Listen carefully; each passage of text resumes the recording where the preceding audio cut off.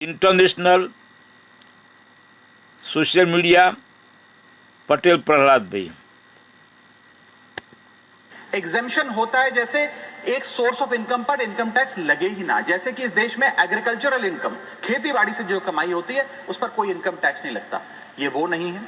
ये tax deduction भी नहीं है। टैक्स डिडक्शन होता है कि फर्ज करिए आपने साल में 15 लाख रुपए कमाए, इनकम टैक्स डिडक्शन आपको 12 लाख रुपए की मिली, तो 12 घटा 15 घटा 12, 3 लाख पर आपको इनकम टैक्स देना पड़ेगा। ये टैक्स डिडक्शन भी नहीं है, ये टैक्स रिबेट है। यानी कि 12 लाख तक अगर आपने पैसा कमाया साल में तो आपको इनकम टैक्स नहीं देना, लेकिन जैसे ही 12 लाख से ज्यादा, फर्ज करिए आपने 12 लाख 1,000 रुपए कमाया, तो पूरे 12 लाख 1,000 पे आपके स्लैब अनुसार आपसे इनकम टैक्स वसूला जाएगा। और दूसरी चीज, कैपिटल गेन्स पे, यानी कि अगर आप अपने कोई मकान बेचते हैं, सोना बेचते हैं, इक्विटीज बेचते हैं, शेयर्स बेचते हैं, उस पर जो कैपिटल गेन पे, मुनाफे पे लगता है टैक्स, वो इस 12 लाख की सीमा में नहीं आएगा। उस पर आपको अतिरिक्त टैक्स देना पड़ेगा। मैं आपको बताना चाहता हूं और इस सदन में भविष्यवाणी करता हूं सर, कि इस टैक्स रियायत से इस देश की कंजम्पशन नहीं बढ़ने वाली। भारत के मिडिल क्लास परिवार आज रोजमर्रा के जीवन के लिए, अपने डेली एक्सपेंसेस के लिए लोन लेने पर मजबूर हो गए। मिडिल क्लास आज सरकार को वो गाना सुनाना चाहता है कि सारी उम्र हम मर मर के जी लिए, एक पल तो अब हमें जीने दो। सर, इस बजट को सरकार ने मिडिल क्लास का बजट कहकर बताया और कहा कि ये मिडिल क्लास की सारी समस्याओं का हल है इस बजट। तो सबसे पहले सर मैं मिडिल क्लास की चर्चा करना चाहूंगा, उसके बाद अपने भाषण के अन्य भागों पे जाता जाऊंगा। सर, पहली बात तो यह है कि सरकारें मिडिल क्लास को एक आत्मा रहित कंकाल समझती हैं, जिसकी हड्डियों पे चढ़ के $5 ट्रिलियन इकोनॉमी बनाना चाहती हैं। सर, इस देश का मिडिल क्लास कमर तोड़ मेहनत करता है, लेकिन इस मेहनत के बावजूद मिडिल क्लास गरीब हो रहा है, अमीर नहीं हो रहा। गरीबों के लिए तो अक्सर सब्सिडीज और स्कीम्स लाई जाती हैं, जो कि लानी भी चाहिए। अमीरों के लिए production linked incentives, rebate, tax incentives, न जाने क्या क्या लाया जाता है, लेकिन इस देश के मिडिल क्लास को कुछ हासिल नहीं होता। ऐसा लगता है कि सरकारें समझती हैं कि देश के मिडिल क्लास के ना सपने हैं ना अरमान है, लेकिन वो सोने का अंडा देने वाली वो मुर्गी है जिसकी गर्दन जब चाहे मरोड़ के टैक्स वसूल लिया जाए। इसी के चलते सर मैं कहना चाहता हूं कि इस देश में मांग यानी कि डिमांड इसलिए गिर रही है क्योंकि इस देश का मिडिल क्लास सिकुड़ रहा है। तमाम आंकड़े एफएमसीजी सेक्टर से लेके गाड़ी बेचने वाले कंपनियों की सेल्स के आप उठाकर देखेंगे तो वो आपको यही बताएंगे कि इस देश का मिडिल क्लास खर्च नहीं कर रहा, और खर्च इसलिए नहीं कर रहा क्योंकि उसकी जेब में आमदनी ही नहीं है। मिडिल क्लास खाली सेंसस के लिए नहीं है सर, उसके भी अपने अरमान हैं, उसके अपने सपने हैं। 1989 में यूनाइटेड स्टेट्स ऑफ अमेरिका में एक पिक्चर बनी थी जिसका नाम था Honey I shrunk the kids. मुझे लगता है भारत देश में वर्ष 2025 में पिक्चर बननी चाहिए, honey I shrunk India's middle class. Sir, मैं आपको साफ तौर पे बताना चाहता हूं कि मिडिल क्लास टैक्स उससे वसूला जाता है जैसे उससे किसी अधिकार से हम टैक्स ले रहे हैं और सुविधा उसको एहसान मुताबिक दी जाती है। सर, नेस्ले इंडिया के अभी आंकड़े आए जो इस देश की सबसे बड़ी एफएमसीजी कंपनियों में आता है। उस आंकड़ों में यह पता लगा कि 8 वित्तीय वर्षों में इस वर्ष सबसे कम ग्रोथ उन्होंने दर्ज कराई। और जब नेस्ले इंडिया के चेयरमैन से यह बात पूछी गई कि क्यों आप अपनी लोएस्ट ग्रोथ पर आ गए, तो नेस्ले इंडिया के चेयरमैन ने कहा कि भारत का मिडिल क्लास खरीद नहीं रहा, भारत का मिडिल क्लास सिकुड़ रहा है। मैं महंगी गाड़ी और महंगे मकानों की बात नहीं कर रहा सर, लेकिन सस्ती गाड़ी और सस्ते मकान जो मिडिल क्लास खरीदता है उनकी डिमांड घटती जा रही है, उसकी प्रोडक्शन घटती जा रही है, जिसका सीधा इंपैक्ट हमारी इकोनॉमी पर है। काफी चर्चा हुई सर सरकार द्वारा कि हम मिडिल क्लास के लिए 12 लाख की टैक्स रियायत लेकर आए। मैं सर बतौर चार्टर्ड अकाउंटेंट ये बताना चाहता हूं कि ना ही ये टैक्स एग्जेम्पशन है, ना ही ये टैक्स डिडक्शन है, ये एकमात्र टैक्स रिबेट है। इस रिबेट का स्वागत हम सब करते हैं, हम सबको खुशी हुई, लेकिन मैं आपको इन तीनों में फर्क बताना चाहता हूं और ये दिखाना चाहता हूं कि कैसे चोर दरवाजे से इंडियन मिडिल क्लास से अभी भी इनकम टैक्स वसूला जा रहा है। पहली चीज सर, ये इनकम टैक्स एग्जेम्पशन नहीं है। एग्जेम्पशन होता है जैसे एक सोर्स ऑफ इनकम पर इनकम टैक्स लगे ही ना, जैसे कि इस देश में एग्रीकल्चरल इनकम, खेती बाड़ी से जो कमाई होती है उस पर कोई इनकम टैक्स नहीं लगता। ये वो नहीं है। ये टैक्स डिडक्शन भी नहीं है। टैक्स डिडक्शन होता है कि फर्ज करिए आपने साल में 15 लाख रुपए कमाए, इनकम टैक्स डिडक्शन आपको 12 लाख रुपए की मिली, तो 15 घटा 12, 3 लाख पर आपको इनकम टैक्स देना पड़ेगा। ये टैक्स डिडक्शन भी नहीं है, ये टैक्स रिबेट है।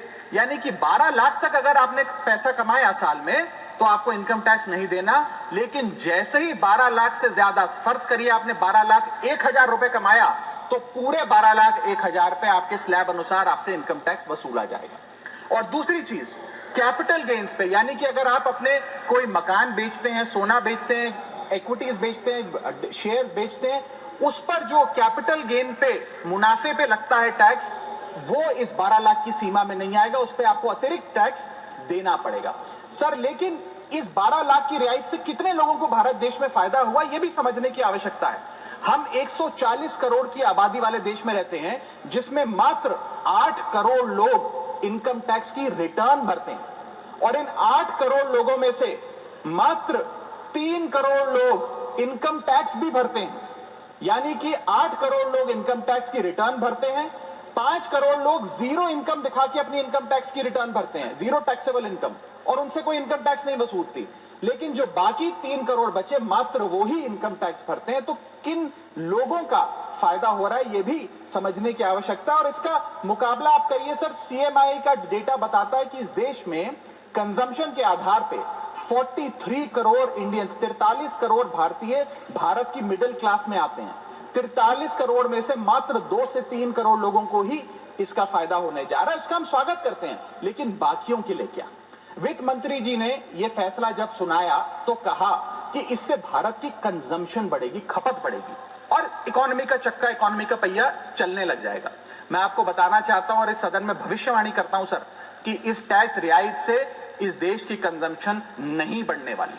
अगर आप वास्तव में इस देश की खपत यानी कि कंजम्पशन बढ़ाना चाहते हैं, तो आपको इनकम टैक्स के साथ साथ जीएसटी नाम का टैक्स कम करना पड़ेगा, क्योंकि जीएसटी वो टैक्स है जो इस देश का अमीर से अमीर आदमी और गरीब से गरीब आदमी भी देता है। जब गरीब आदमी अपने घर में चूल्हा जलाने के लिए माचिस खरीदता है तो उस पर भी जीएसटी देता है, और अमीर आदमी जब सफर करने के लिए मर्सिडीज और बीएमडब्ल्यू खरीदता है उस पर भी जीएसटी देता है। जीएसटी वो लोग भी देते हैं जो इनकम टैक्स नहीं भरते, जीएसटी वो लोग भी देते हैं जिनको सरकार, उन 80 करोड़ भारतीयों को जिनको फ्री राशन देती है, जीएसटी उनसे भी वसूला जाता है। तो सही मायने में अगर आप भारत में खपत यानी कि कंजम्पशन को बढ़ाना चाहते हैं, इकोनॉमी रिवाइव करना चाहते हैं, तो आपको जीएसटी कम करना पड़ेगा और जीएसटी स्ट्रीमलाइन करना पड़ेगा। सर, मिडिल क्लास इस देश का सबसे देशभक्त क्लास है, जो सबसे ज्यादा टैक्स देता है। और सर, जब नौकरी से लौटता हुआ साधारण पैंट शर्ट पहने मिडिल क्लास का आदमी मेट्रो की लाइन में खड़ा होता है, तो उसे यह चिंता नहीं होती कि घर जाकर कौन सी पिक्चर देखूंगा या कौन सा पकवान खाऊंगा।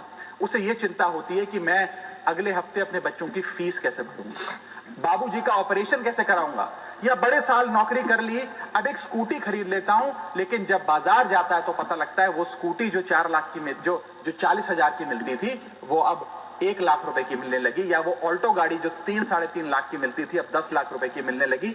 ये सच्चाई है सर, और इसलिए है क्योंकि सर सैलरी बढ़ती नहीं, बचत होती नहीं, सिर्फ और सिर्फ महंगाई बढ़ती है।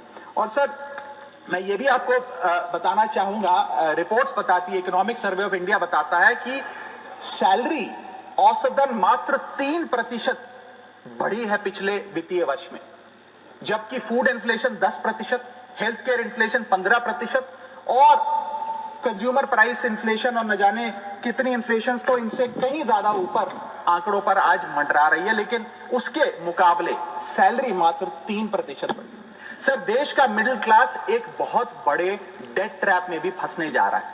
मैं ये भी भविष्यवाणी आज करना चाहूंगा, क्योंकि भारत का household debt to GDP ratio आज 40% पे खड़ा हो गया। सरल भाषा में बताऊं तो भारत के मिडिल क्लास परिवार आज रोजमर्रा के जीवन के लिए, अपने डेली एक्सपेंसेस के लिए लोन लेने पर मजबूर हो गए हैं, चाहे वो पर्सनल लोन हो, चाहे वो क्रेडिट कार्ड के जरिए हो, या चाहे वो अन्य प्रकार से फाइनेंशियल इंस्टीट्यूशन से ब्याज पर पैसा लेना हो।